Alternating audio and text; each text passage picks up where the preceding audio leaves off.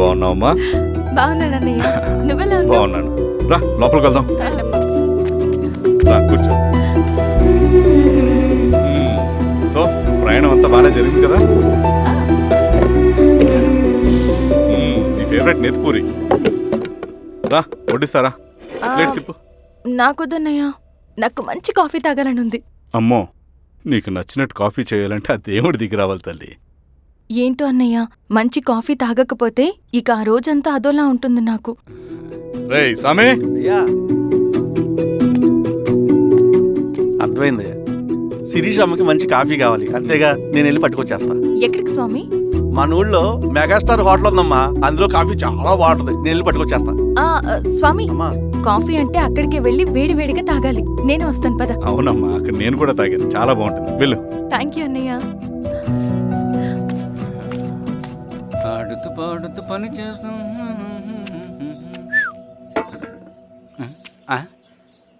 ఏంది మీ పిల్లగాడికా? అవును.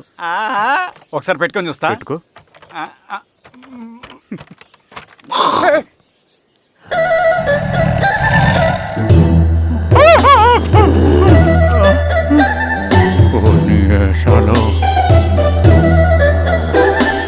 ఇన్ని బట్టలు ఉంటే చూడండి, బట్టలు లేకుండా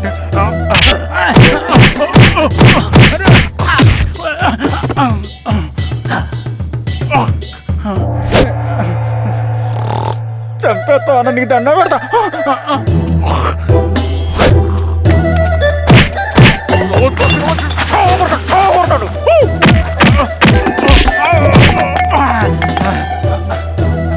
నేనన్నా బొట్టుని ఏందన్నా నన్ను చంపుతాయంది.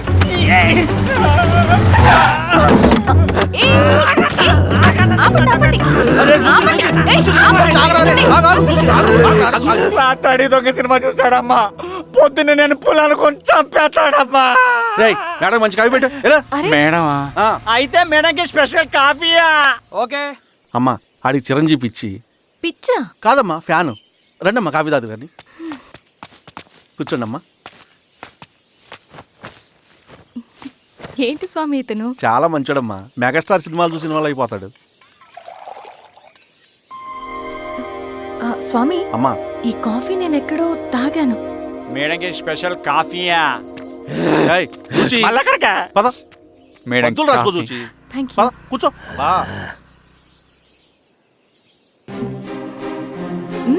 కాఫీ బాగుంది. ఎవరు చేశారు? మా రవణ పెట్టాడమ్మా. రవి?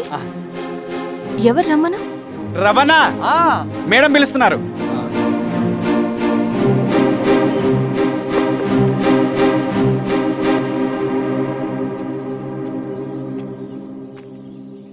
ఇతనే రవణ. శిరీష మీరా?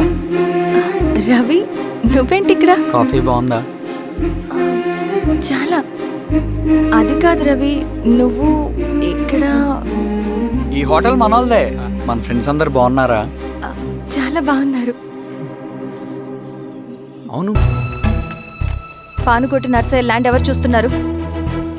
మీరెవరు? ఇదిగోండి అప్లికేషన్. ఇది డిస్ప్యూట్ ల్యాండ్, ఎవడేం చేయలేడు. నీ నిర్లక్ష్యం, నీ లెక్కలేనితనం వల్ల ఒక నిండు ప్రాణం పోయింది. ఒక కుటుంబమే రోడ్డు మీద పడింది తెలుసా? ఏంటో మా గొడవ?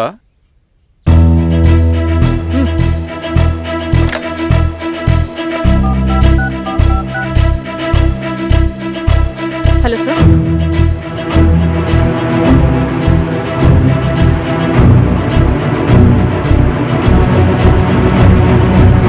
Okay sir. You are dismissed. Peon, నేను ఒక పేపర్ ఇస్తాను, అది కలెక్టర్ గారికి ఫ్యాక్స్ చేయి. అలాగే మేడం. ఎవరమ్మా మీరు? ఈ ఊరికి కొత్తగా వచ్చిన ఎంఆర్ఓ.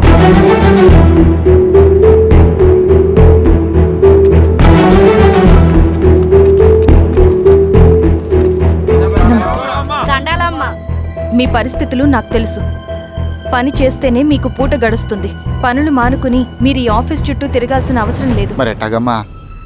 నేనే మీ ఊరొస్తాను. ఆ రోజు అరగంట వీలు చూసుకుంటే చాలు, మీ పని పూర్తయిపోతుంది.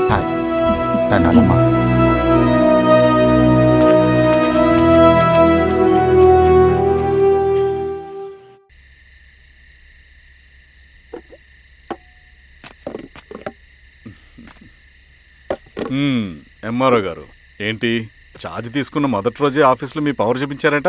అన్నయ్య, నువ్వు సస్పెండ్ చేసిన వ్యక్తి నా దగ్గరికి వచ్చాడమ్మా.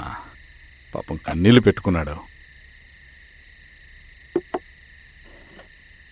అతడి వల్ల నష్టపోయిన ఒక వ్యక్తి నా కళ్ళ ముందు చనిపోయాడన్నయ్య.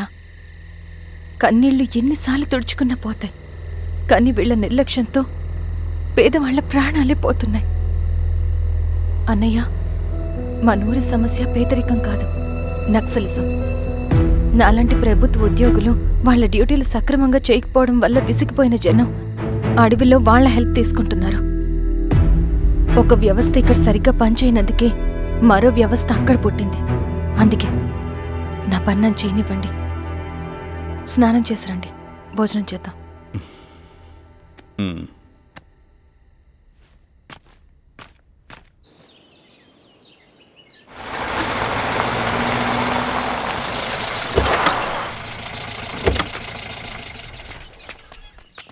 నమస్కారం అమ్మా. నమస్తే. ఇలా రండి. మీ ఊరు నుంచి కొందరు ఎంఆర్ఓ ఆఫీస్లో అప్లికేషన్స్ ఇచ్చారు. తను వాళ్ళ పేర్లు చెప్తారు, వాళ్ళని పిలవండి. అలాగే మేడం. వెళ్ళండి. Madam, coffee. నువ్వెప్పుడు వచ్చావు రవి? మీరు గంటకోసారి కాఫీ కావాలంటారు కదా, మాటి మాటికి వెళ్ళి రావడం ఎందుకని వచ్చేసా.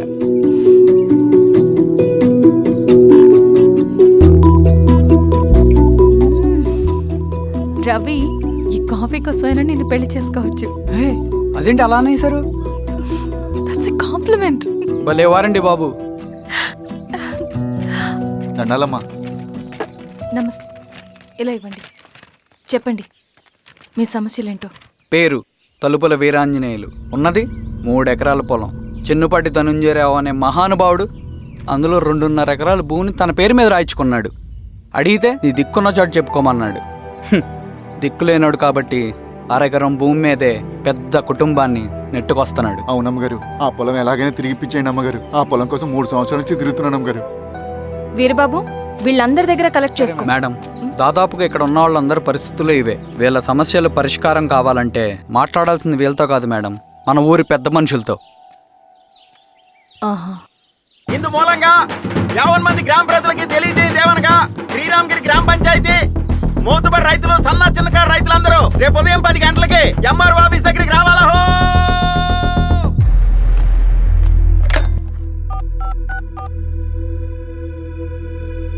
హలో, ఎవరు? నమస్తే బాబాయ్, నేను ఈశ్వర్ రెడ్డి. ఎలా ఉన్నావు? బాగున్నా. చెప్పు బాబాయ్, శిరీష్ ఎంఆర్ ఆఫీస్లో భూ సమస్యల గురించి రేపు మీటింగ్ ఏర్పాటు చేసింది. ఈ విషయం మన వాళ్ళంతా ఎలా తీసుకుంటారో అర్థం కావట్లేదు. అందుకనే మీకు ఫోన్ చేశాను. శిరీష్ చెప్పింది చేయండి, అదే మనకి కలిసి వస్తుంది. సరే బాబాయ్, ఉంటాను.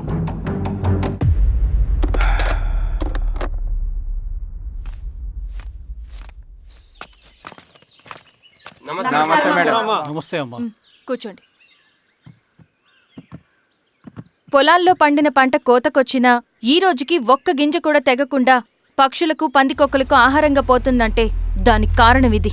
ఈ ఊరికి పట్టిన దౌర్భాగ్యం మీరు చేసిన అక్రమాల చిట్టా. కడుపు మంటతో ఉన్నవాళ్లు మీరు చెప్పిన కూలీకొచ్చి ఎందుకు పనిచేస్తారు? దౌర్జన్యాలు చేసి దిక్కున్న చోట చెప్పుకోమన్నారు. ఇప్పుడు అడవే వాళ్ళకి దిక్కైంది. అది ఎవరి తప్పు? మొత్తం 100 ఎకరాల పైచిలుకు భూమి వాళ్ల దగ్గర దౌర్జన్యంగా లాక్కుని ఇన్ని సంవత్సరాలుగా మీరు అనుభవిస్తూ ఉన్నది. మీ అంతట మీరుగా తిరిగిచ్చేస్తారా, లేదా చట్టం ఎలా పనిచేస్తుందో మీకు చేసి చూపించమంటారా? అలా చేయండి మేడం. నువ్వు ఆగవయ్య నరసింహులు. ఏం చేయాలో మా ఎంఆర్ఓ గారికి బాగా తెలుసు. అట్టా కానివ్వండి అమ్మా. ఇస్తే మీ పొలాలు ఇవ్వండి, మా వివం. మీ పేరేంటి? సామిరెడ్డి. రూల్స్ ప్రకారం వెళ్తే మీ మొత్తం పొలం పోతుంది. కూర్చోండి. సామిరెడ్డి కూర్చో.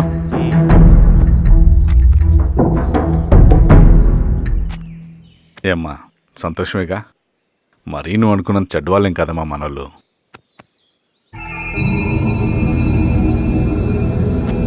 పదనాన్న. నమస్తే. పెద్ద ఆయన చెప్పాడు, అంతా మన మంచికే. పోను నీకే అర్థం అవుతుంది. ఎన్నాళ్ళకి మీకు మంచి